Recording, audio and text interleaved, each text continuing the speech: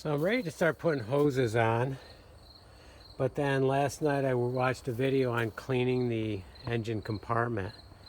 Very inspirational, very good video, a few videos.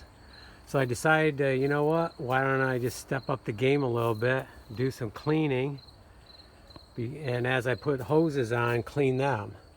So I spent about an hour. I've cleaned the hood pretty good. It may not look, I didn't show you before, but it was definitely a lot dirtier.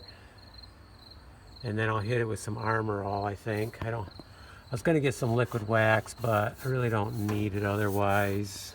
So I'm gonna just use the Armor All on this. And I started cleaning some of the engine compartment. Started a little bit over there, and you can see I didn't do really anything here. I went around different spots and did a little bit, like right here, a little bit over here, and I'll just keep doing that, see what I can get off in here, and maybe spend a little bit more time at it. Maybe do some of this right here and back there, and let's see what I can do with right here, and then we'll start cleaning hoses and putting them on. So it's just kind of, it got me going. Oh, I see over here I should do some of that too underneath there. The more you look, the more dirt you see, but I'll get what I can. I'm not going to get obsessed over it.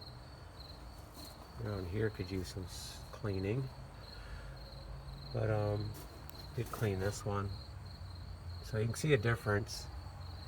And maybe if I rub down the hoses with the, got like an Armor All, it says UV protection. It says interior, so I'm not sure if under the hood is really interior, but it does say greaseless, and that was one of the points I did make in the video. So we're gonna give it a shot, but I'll do a bunch of cleaning first. Okay, I gotta go to my other job, and we'll do our hobby later.